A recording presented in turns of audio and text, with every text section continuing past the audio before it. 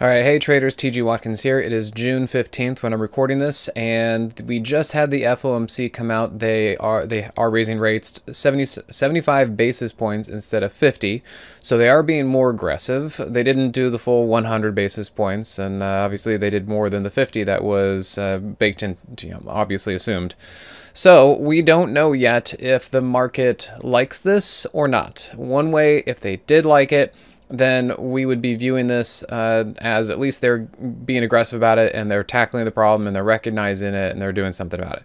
The negative side of it is that this kind of shows that they are behind the curve and they're having to play catch up, and that inflation is worse than they figured it was, and that they're going to have to do more to take care of this. And markets overall just may not like higher interest rates, which we already kind of know.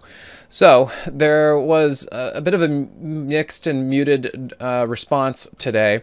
We did get priced down a little bit and then back up, and there is a gap right through here, so it's going to be a question as to if price can kind of get up there. It might still need to hammer out a bottom in through here before it can move up. This hourly chart is still not quite settled, and the biggest thing that I've been talking about to subscribers lately is that the 15-minute Moxie indicator is not looking good. It's not terrible, but that is definitely not a bullish setup. It's telling us that there's a little bit of sideways or a little bit of flagging that's going on, but this is really not a bullish setup. They're spread from each other. It's a weak setup. So that is the biggest thing that I'm looking at right now, is that 15-minute Moxie indicator, and it is not a really good, strong, bullish signal.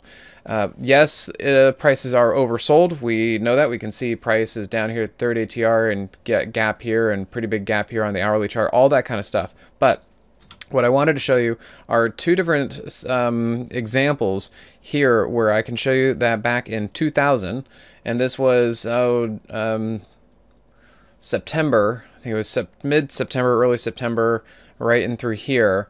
And what we could be looking at is, while there was a bit of a drop here, there was about a 4-day period right there where price went sideways, consolidating right off of the 30 ATR before it really went lower. And if you look closely, even on your own charts, you can see that there was a bit of a spike right there and did help reset price just above the daily 8 EMA.